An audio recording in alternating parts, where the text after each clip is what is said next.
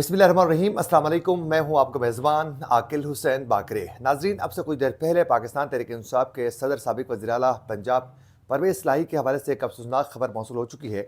इसकी तफसीलात आप तक पहुँचाएंगे। उसके साथ साथ नाजरीन, मुस्लिम लीग नून के सीनियर रहनुमा, सिर्फ मुस्लिम लीग नून के ही नहीं बल्कि पाकिस्तान के एक सीनियर सियासतदान जो हैं अचानक इंतकाल कर चुके हैं। ये भी आप लोगों को बताएंगे और वो कितने बड़े सियासतदान थे उसकी भी तफसीलात आपके सामने रखेंगे। उसके अलावा आज पाकिस्तान तहरीक इंसाफ का जो इंतखाबी निशान है बल्ले का आज फैसला होने वाला है। पेशावर हाई कोर्ट से एक बहुत बड़ा डिसीजन आने वाला है, ये भी आप लोगों को बताएंगे। उसके अलावा साबिक के DGI फैज़ हमीद कमीशन के सामने कल पेश हो चुके हैं या नहीं, और आगे क्या होने वाला है इसकी भी तफसीलात आज के प्रोग्राम में आप लोगों को बताने की पूरी कोशिश करेंगे। अगर आप लोगों ने अभी तक हमारे चैनल को सब्सक्राइब नहीं किया है तो हमारे चैनल को ज़रूर सब्सक्राइब करें और बेल आइकन क्लिक करना ना भूलिए, ताकि इस तरह की अपडेट्स जो हम आप तक पहुंचाना चाहते हैं वो बर वक्त आप तक पहुंच सके।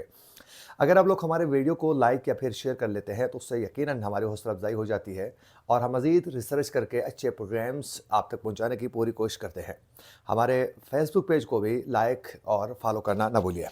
नाजरीन, सबसे पहले आप लोगों को बताते चले कि परवेज़ इलाही जो इस वक्त कैदबंद की सोबतें बर्दाश्त कर रहे हैं और उनके ऊपर बहुत ज़्यादा मुश्किलात पैदा की गई हैं और मुसलसल उन मुश्किलात की वजह से ज़्यादा उम्र होने की वजह से वो इन मुश्किलात का सामना भी नहीं कर पा रहे हैं, और लेकिन वो डट के खड़े हैं।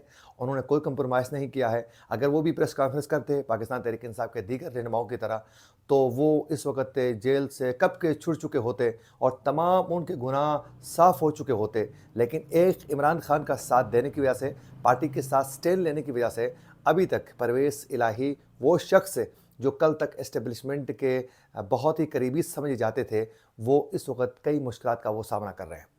आप अंदाज़ा करें कि पाकिस्तान तहरीक इंसाफ के साबिक वज़ीर आला उस्मान बुज़दार जैसे करप्ट शख्स भी इस वक्त जो है वो आज़ाद घूम रहे हैं, और उसके अलावा कई पाकिस्तान तहरीक इंसाफ के रहनुमा जिन्होंने एक ही प्रेस कॉन्फ्रेंस करके और एस्टेब्लिशमेंट के तालाब में एक गोता लगाकर वो पाक हो चुके हैं।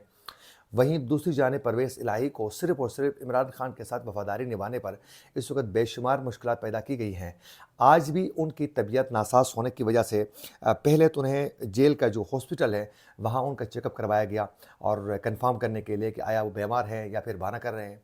जब उनका चेकअप हो गया था अडियाला जेल के अंदर ही हॉस्पिटल में, तो उसके बाद जो है उनके दिल में तकलीफ़ और सीने में इन्फेक्शन की शिकायत कन्फर्म होने के बाद उनको इस वक्त जो है हॉस्पिटल में मुंतकिल किया जा चुका है। रावलपिंडी इंस्टीट्यूट ऑफ कार्डियोलॉजी उसको वहाँ मुंतकिल किया जा चुका है और उनके दिल में भी तकलीफ़ है और फिर इन्फेक्शन का भी बताया जा रहा है, उसकी वजह से उनको हॉस्पिटल में मुंतकिल किया जा चुका है। अब वहाँ उनकी ट्रीटमेंट जो है वो जारी है। इससे पहले भी परवेज़ इलाही एक बार कुछ चंद दिन पहले भी इनको अचानक दिल में तकलीफ़ होने की वजह से हॉस्पिटल मुंतकिल किया जा चुका था। ये दूसरी बार है। तो यूँ एक तो ज़्यादा उम्र होने की वजह से वो बीमार रहते हैं और कमज़ोर भी काफ़ी हो चुके हैं, लेकिन उसके बावजूद भी वो शख्स डट के खड़ा है, कंप्रोमाइज़ करने के लिए तैयार ही नहीं है। तो मेरे ख़्याल में एक बुज़ुर्ग शख्स के ऊपर जो हैं इतने ज़्यादा मज़ालिम किसी सूरत बेहतर नहीं है। अगर पाकिस्तान की मईशत बेहतर बनाने के लिए, पाकिस्तान की जमहूरियत के इस्तेहकाम के लिए, पाकिस्तान के निज़ाम को बेहतर बनाने के लिए अगर परवेज़ इलाही को जेल में डाला जाता तो यकीनन हर पाकिस्तानी जो बाशऊर शख्स है वो इसको बेहतर समझता इस अमल को। लेकिन ये सबको मालूम है कि एक ही शख्स की वफ़ादारी निभाने पर ये तमाम सज़ाएँ काट रहे हैं चंद लोग। तो मेरे ख़्याल में ये कोई भी तस्लीम नहीं करेगा, इस अमल को बेहतर कोई भी तस्लीम नहीं करेगा। तो ये एक बहुत बड़ी ज़्यादती है।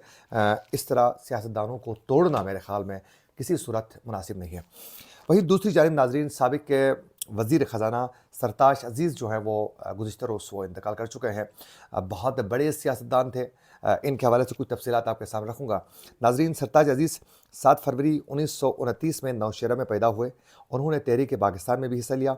1950 में सिविल सर्विस में शमूलियत इख्तियार किया और सरताज अज़ीज़ ने हार्वर्ड यूनिवर्सिटी से माशियात में उन्होंने मास्टर्स किया हुआ था और सरताज अज़ीज़ प्लानिंग कमीशन का जॉइंट सेक्रेटरी भी रहे हैं। 1985 से 1999 तक पाकिस्तान सेनेट के रुकन भी रह चुके हैं। सरताज अज़ीज़ जो हैं वज़ीर ख़जाना, वज़ीर ममलिकत बराए ज़राअत भी रह चुके हैं। 2023 में इंतखाबात के बाद उस वक़्त के वज़ीर आज़म नवाज शरीफ के मुशीर बराए कौमी सलामती اور خارجہ امور بھی رہ چکے ہیں، سرتاج عزیز کا شمار مسلم لیگ نون کے سینئر رہنماؤں میں ہوتا تھا۔ یہ صرف اور صرف مسلم لیگ نون کے سینئر رہنماؤں میں نہیں بلکہ پاکستان کے سینئر ترین پولیٹیشنز اور قابل ترین پولیٹیشنز میں ان کا نام تھا۔ اس کے علاوہ ان کی ایک اور رپورٹ جو ہے وہ بہت زیادہ پاپولر ہو چکی تھی۔ سرتاج عزیز کمیٹی کی جو رپورٹ تھی بالخصوص کشمیر اور گلگت بلتستان کے سٹیٹس کے حوالے سے وہ رپورٹ تھی، اور اس رپورٹ کی مثالیں آج بھی دی جاتی ہے۔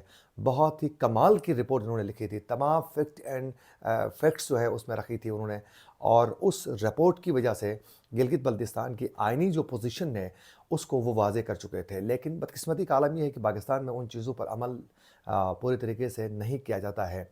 وہ کوئی بھی کمیشن ہو، اس کی جو رپورٹ ہوتی ہے اس پر عمل کرتے تو پاکستان آج اس نہج پر نہیں پہنچ جاتا۔ اس کے علاوہ ناظرین، آج پاکستان تحریک انصاف کے جو انتخابی نشان ہے، بلے کا جو نشان ہے، اس کا آج فیصلہ ہونے والا ہے۔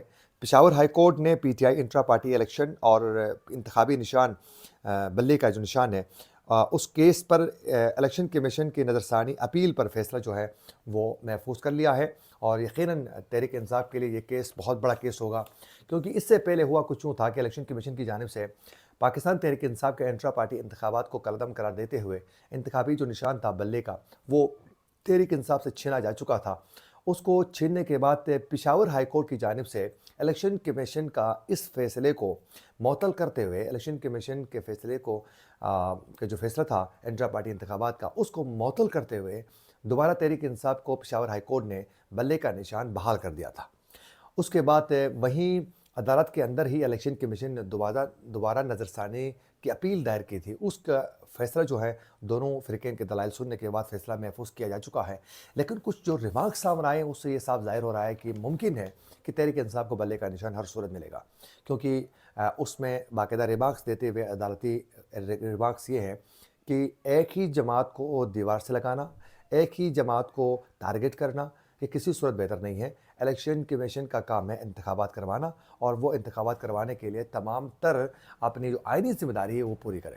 یہ آج کے کچھ ریمارکس ہیں، اس سے یہ صاف ظاہر ہو رہا ہے کہ تحریک انصاف کے لیے بلے کا نشان جو ہے ممکن ہے کہ وہ بحال ہو سکتا ہے۔ اس کے علاوہ ناظرین، آپ سب بخوبی آگاہ ہیں کہ دھرنا فیض آباد دھرنا جو کیس تھا جس میں D G I S I فیض حمید کی صورت کاری کے حوالے سے باقاعدہ کنفرمیشن کے لیے سپریم کورٹ کی جانب سے جو ایک کمیشن تشکیل دیا گیا ہے، اس کمیشن کے سامنے پہلی بار بھی D G I S I فیض حمید پیش نہیں ہوئے۔ کل یعنی 2 جنوری کو بھی انہوں نے پیش ہونا تھا، D G I S I فیض حمید پیش نہیں ہوئے۔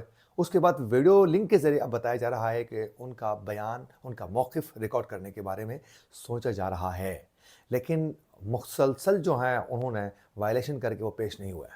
یہ ایک بہت بڑا امتحان ہے سپریم کورٹ کے لیے، اور بالخصوص چیف جسٹس قاضی فائز عیسیٰ کے لیے کہ D G I S I فیض حمید آخر خود کو قانون سے بالاتر کیوں سمجھ رہا ہے۔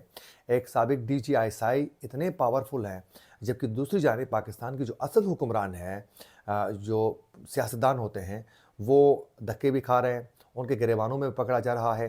شاہ محمود قریشی دیکھیں کہ سینئر پولیٹیشین ہے، اس کے علاوہ وزیر خارجہ رہ چکے ہیں، ان کو ایک ایس ایچ او جو ہیں وہ کھینچتے ہوئے دھکے دے کر ان کو زدوکوب کر کے زبردستی گاڑی کے اندر ڈال کے ان کو گرفتار کر کے لے کے جاتا ہے، اور جبکہ دوسری جانب ایک D G I S I جو ہیں وہ اپنے گھر میں سکون سے بیٹھے ہوئے ہیں، ان سے پوچھنے کا بھی اس وقت کمیشن جو ہے وہ جرت پیدا نہیں کر پا رہا ہے، ان کو بلا کر ریکویسٹ کر رہا ہے کہ آئیں پلیز آپ اپنا موقف واضح کریں، لیکن فیض حمید صاحب جو ہیں وہ تیار ہی نہیں ہیں اپنا موقف دینے کے لیے بھی۔